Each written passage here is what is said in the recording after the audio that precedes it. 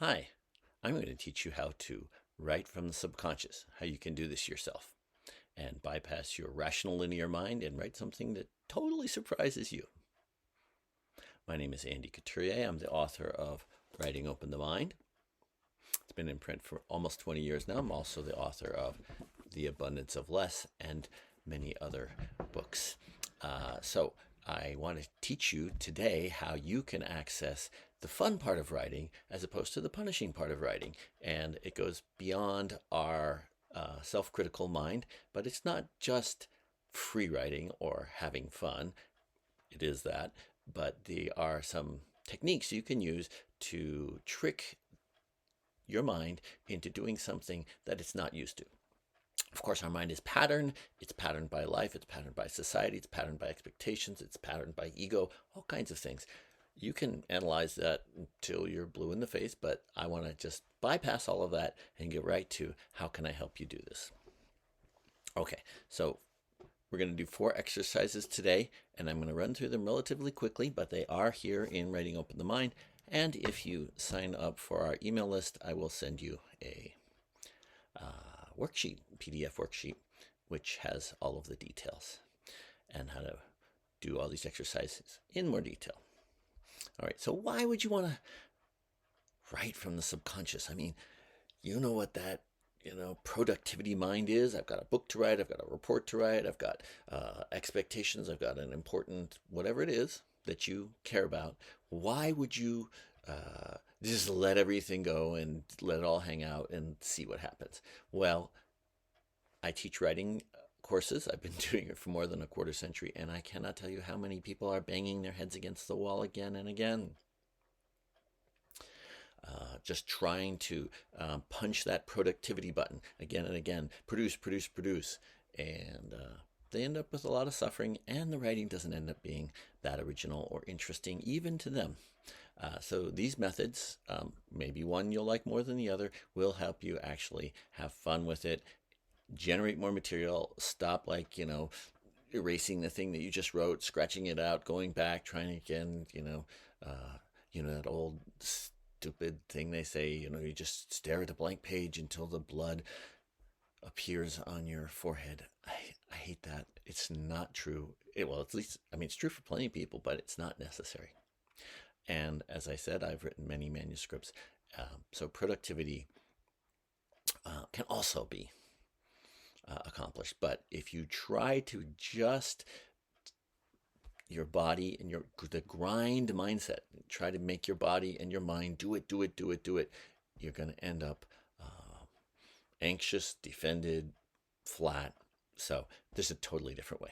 Okay, so very simply, we have 3 rules for free writing. You may have done free writing. You may have some ideas about free writing. We lean on the great writing teachers of the past in this, but we go from there to take you to the next step. So if you're brand new to free writing, the 3 rules are: keep the pen moving, don't read back, don't scratch out. Keep the pen moving, don't read back, don't scratch out. So keep the pen moving. If you think you're writing brilliant stuff, keep the pen moving. If you can't think of the right word, write all the words that are near it and keep the pen moving. If you think, oh, this is tedious and tiresome and dead, keep the pen moving. If you say, I'm repeating myself, or nobody's interested in all of these things that the mind comes up, just keep the pen moving. You can even write that down. This is stupid. This is boring. I don't know if this exercise is going to work. This will never work for me. This is, etc. You just keep the pen moving. Don't read back and don't scratch out. Why not? Because we have this part of our brain called the prefrontal cortex, which is a very important part of the brain. But if we let it be in control of everything, it's constantly judging. Is this good? Is this bad? Is this right? Is this wrong? Will Miss Murgatroyd give it a D-? Will my boss like it? Will I be embarrassed? Is it going to expose something of me?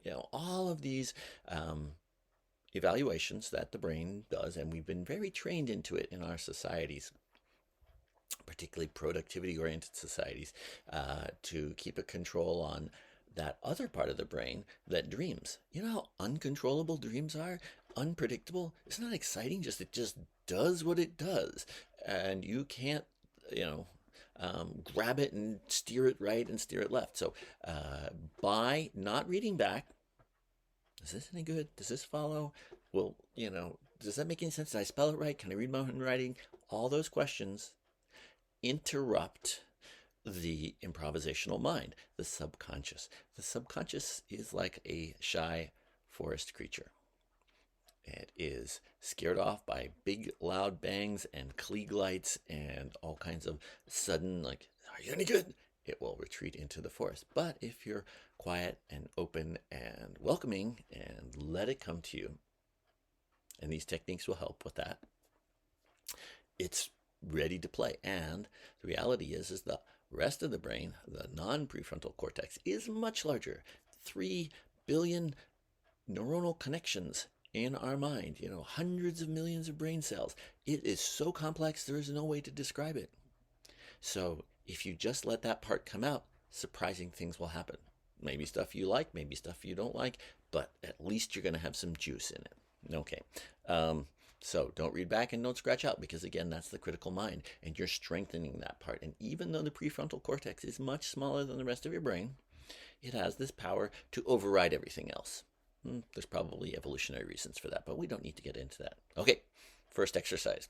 This is based on an ancient set of images that can be rearranged in a multitude, probably an infinitude of different arrangements. And it's a way to tap into not only your own subconscious, but the deep subconscious of humankind. So if you use these images, if you are familiar with these images, great. If you're not, if you don't know about them, fine. I am talking about tarot cards.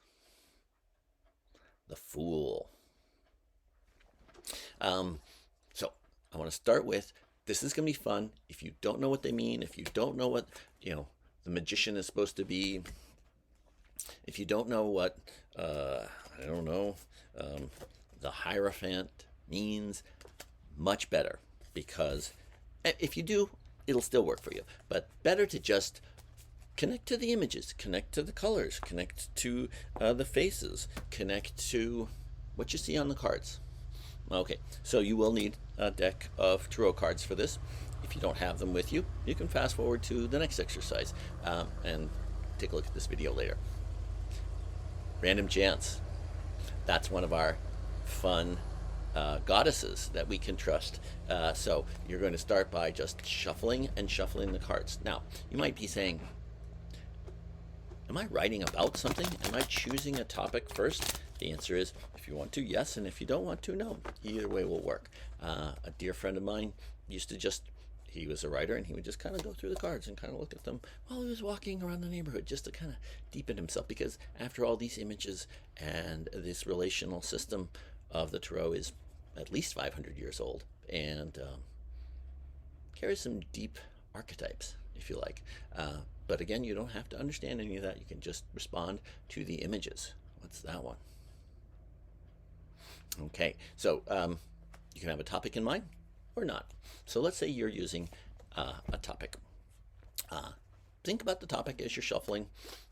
Just kind of move them around, play with them, get physical. It's also a good way to lessen the dictatorship of your rational thinking mind, is to just do something physical until you feel like, okay, this is right. And then I'd like you to choose 8 cards. And they can just be the top 8 cards, or you can kind of choose them throughout. I'm just going to do the top 8 cards. 2, 3, 4, 5, 6, 7, 8 cards, and then put the rest of them away. So we're, as I said, tapping into this strange capacity of random chance to surprise us and get us out of our control-based mind. So I don't even know if I believe in randomness, but for the time being, we can use it. So now you're going to look at the cards and go through them. And if you're thinking about a topic, or if you're not, see if you relate to any of the images. It's always nice to have, by the way, have a deck that you relate to the images. If you don't like the art, it doesn't work as well, but it still works. Okay, this one, I think so, yeah. Okay, I'm going to do this very quickly. So let's say there's a couple I don't really relate to. I'm going to discard that one and yeah, that one. So Now I've got 6 cards. Now I'm going to put them in an order here in front of me on the table. So I'm just going to lay them out. Okay, a couple of them are upside down. And so let's turn them right side up and let's see. This would be an interesting one to go first. Maybe I'm telling a story. This is a great plot device, by the way, if you want to generate a plot or you're having trouble generating a plot, but it's not limited to that. I'm just thinking about my topic and I'm arranging the cards in an order that seems interesting to me. And maybe I'll start with N. This is sort of an interesting one for me. It is a boy who's wounded being comforted by someone who looks like maybe a nun or something like that. So I'm ending with a kind of he's got a bloody bandage around his head with a non-happy ending. That's fine too. So that's the second step, is to lay them out, and then you can look through them. I like to do this in this way. I like to go through them 1, 2, 3, 4, 5, 6 again and again, creating a story with them in my mind. And I want to respond to the images, but I also want to just let whatever ideas come to me, feelings come to me through the sequence of the cards. So that's one of the great liberators of the subconscious mind, is the ability to resequence things. Did my master's thesis on the resequencing of texts as a way to go deeper and to liberate yourself. And one of the ways to do that is to get out of the linear word representation world and into the image world. So you can pay attention to the images, but you can also pay attention to the through line through them. And I would suggest that you go through them, 1, 2, 3, 4, 5, 6, a bunch of times. I'm not going to do that right now, but 5, 6, 7, 8, 9 times until you feel the rhythm. And this is probably a good time to kind of just deepen into it and let it affect you. Probably something I should have mentioned earlier. If you've got a lot of distracting devices or people that could distract, if you can minimize that, it really helps, because that helps you sink in. Just like when you want to dream, you want to be in a place where you can rest into it and not have a lot of noise. Okay, so thinking of your topic, or maybe the topic has appeared to you. You didn't have a topic, but now you've got a story or a theme. Some tarot cards are even better for essays. I'm an essayist. I love essays. Anyway, so this third step is going through a bunch of times, paying attention to the space between the cards and the rhythm of them, and letting that affect you.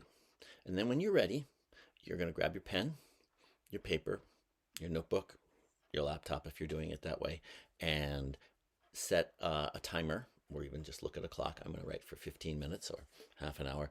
And you can lay the cards out again in front of you and go one by one, kind of telling the story. Maybe so that someone who knew that you were using tarot cards would read your piece and be like, oh, I can see how they're related. But maybe not.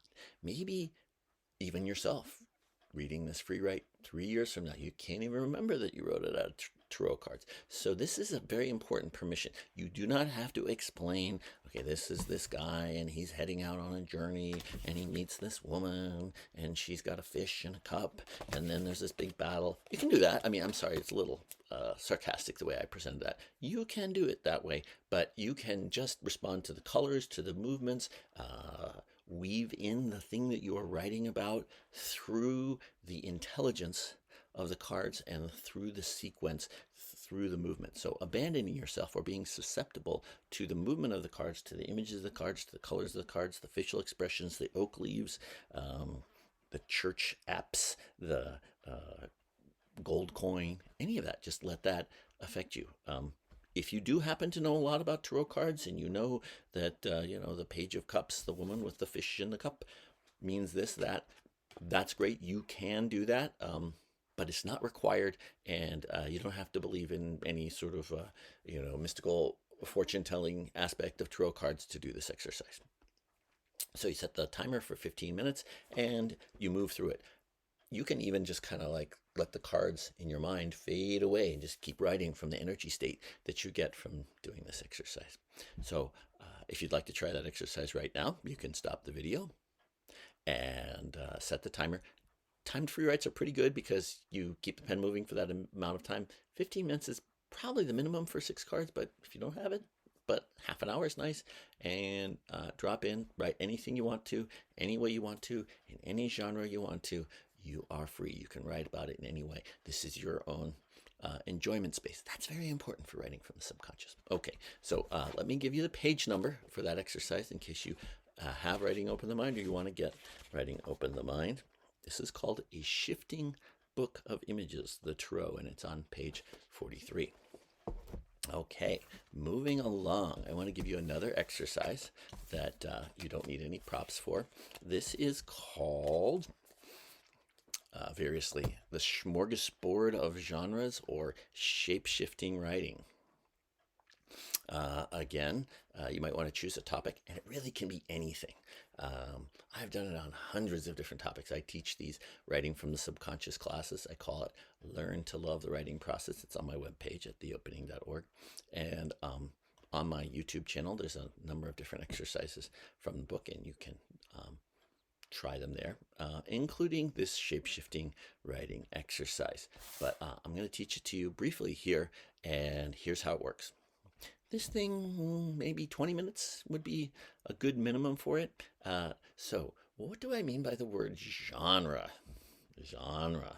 I used to resist this word. In fact, I used to hate it because I would write these pieces that were a little experimental, or they were like a little bit of this and that, a little poetry and a little bit of nonfiction, and then some bizarre flight of fancy, and then someone would say, well, what genre do you write in? Meaning fiction, nonfiction, playwright, etc. Not that that's a bad thing, but actually, and I got this from a person in my program, my MA program in the teaching of writing. I have to give her props, Amy Love, who had a very different view on genres and was doing research on how genre conventions or expectations or norms force us into not just constrictures but possibilities.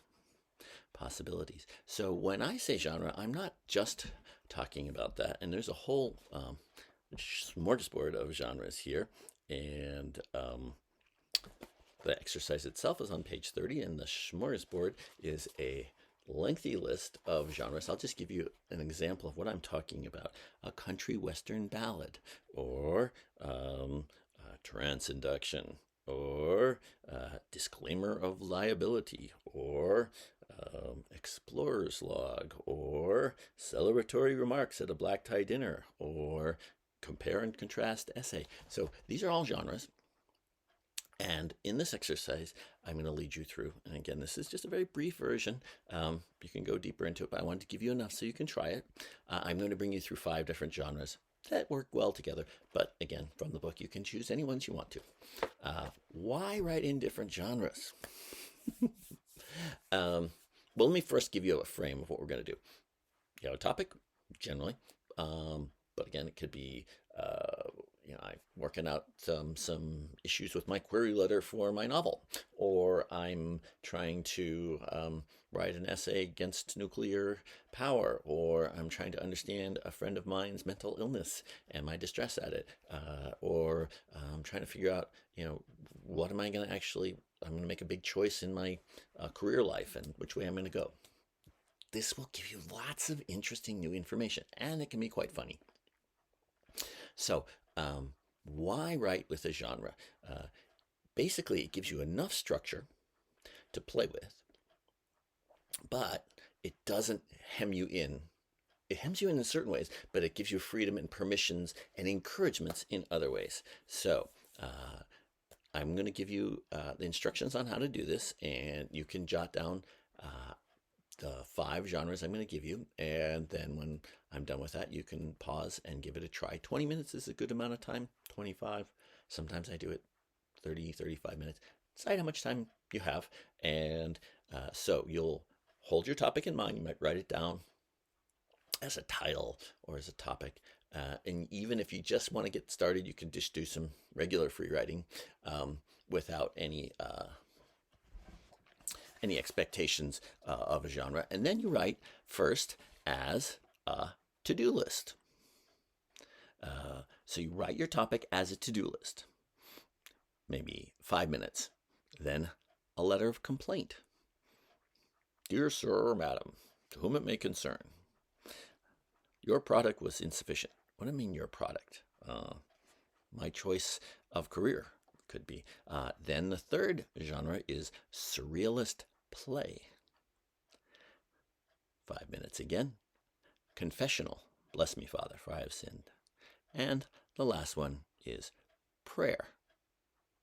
So, to-do list, number 1, letter of complaint. 2, 3, surrealist play. 4, confessional. And 5, prayer. Again, I suggest having maybe a 5-minute timer, about 5 minutes per. And as you write, you just write on your topic as a letter of complaint, as a surrealist play. What do I mean? Well, if I overdefine what that means for you, I'm limiting your freedom. So make it whatever you want to make it. Okay, that is, again, shape-shifting writing and 5 ones that go together well. Let me say one thing about this last one, prayer. What if you're an atheist? Welcome. You can write it as a parody of a prayer, or you can write it as if you were a devout Catholic or Hindu. Doesn't matter. It doesn't matter. These are just permissions for you to play in any way that seems intriguing to you at the moment. Now, you might be thinking, okay, is that going to work for my topic, a surrealist play? What's going to happen? I really encourage you to not do that. Just let it come. The Boy Scout motto, as they say, is be prepared. But the improvisational theater motto is don't be prepared. So again, don't worry about it. Just let it happen. Keep the pen moving, go, and there may be some weirdness and some discomfort and some surprise and some, I don't know, but as long as you keep the pen moving, that's actually the prerequisite for writing from the subconscious and coming up with something that's not predictable because you've already thought it out and figured out what you're going to say. So try not to do that. Just write along. Okay. Exercise 3. This is called Oysters in the Mouth and Gravel. Oysters in the Mouth and Gravel. And it is on page, it's the second exercise in the book, page 23. The way I usually introduce this exercise is that if I have 90 seconds, let's just say in the mythical elevator with someone, and this has actually happened in an elevator, someone's like, oh, what do you do? I teach writing. Oh, I hate writing. I wish I knew some way to do it. I have like 90 seconds, 60 seconds now to tell them.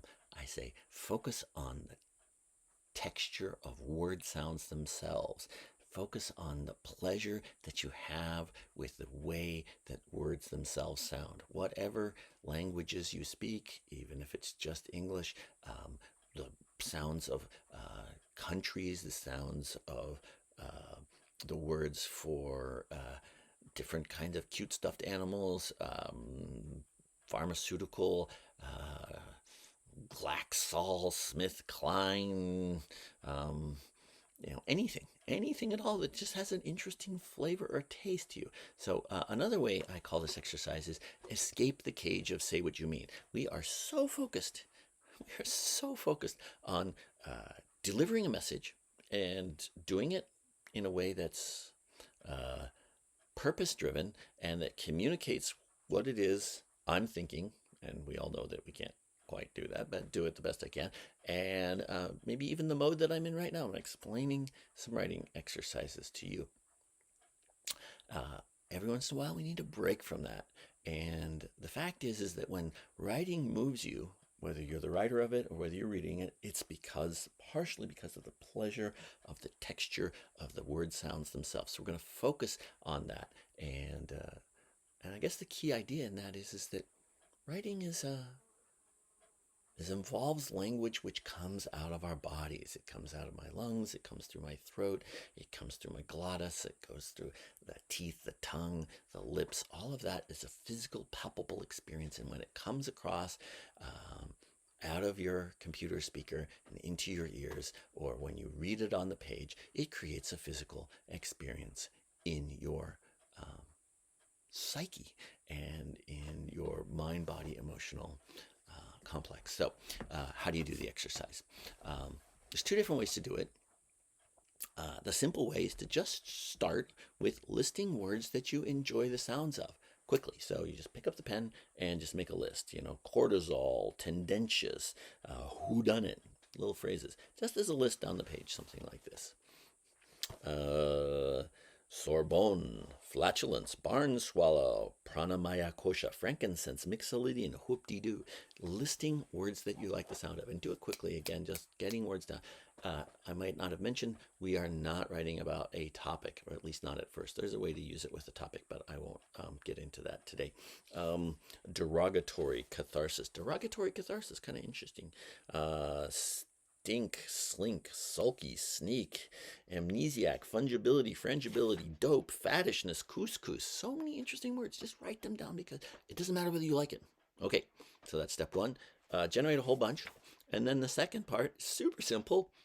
Just throw them down, not as a list on a page, but horizontally, and make some sentences out of it. Whether or not those sentences make sense, you just play with the word sounds themselves, and they can sound like real English sentences or not. Okay, let me just give you an example of one possibility.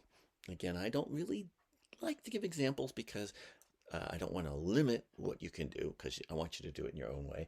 But just to give you some permission, here we go. The adoring sun, milk toasted toward the horizon, lumping all shadows and hornets into a big katamari of bicycle parts and hoopla.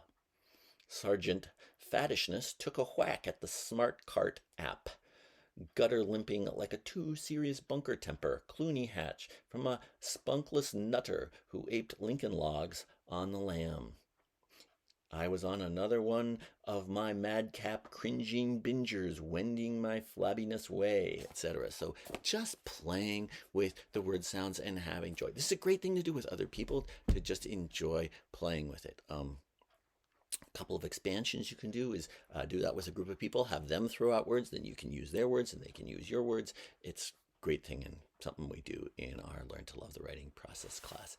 Oysters in the mouth and gravel. Okay, I already gave you the page number on that. Okay, number 4. Here's our last exercise. This is called, and there are 45 here in the book, so I'm just picking some choice ones that I really enjoy. This one is called Wild and Stuffy, and it's an oscillating exercise where you go between two different polarities. The way I usually introduce it to my classes is, have you ever felt like, I want to write something, but I don't want it to be too formal, but I don't want it to be too loosey-goosey, or I don't want it to be too academic, but I don't want it to be too poetic. Or there's these different sort of realms that you don't want to go too far into. So instead of constantly being like, oh, that sentence I wrote or that word I chose, that sounds pompous or too stuffy or academic or tedious or something like that, or like that one's so self-revealing and this is like this kind of like a little bit erotic and that's not right either. I want it to be personable. Okay, now it's sounding like a Hallmark card. Oh no. And it's basically, you feel like you're trapped on either side. So with Wild and Stuffy, the way to get out of this trap is actually to exaggerate the stuffy writing and exaggerate the wild writing. So Wild and Stuffy is just one polarity. You can choose any polarity that you want, but I'm just going to teach it to you as Wild and Stuffy. Okay, so I'm going to give this to you as a 30-minute free write. You could do it shorter. What it involves is 6 chunks of writing. So you have a topic. Again, maybe write that topic down in your journal. And I'll give you a second to do that.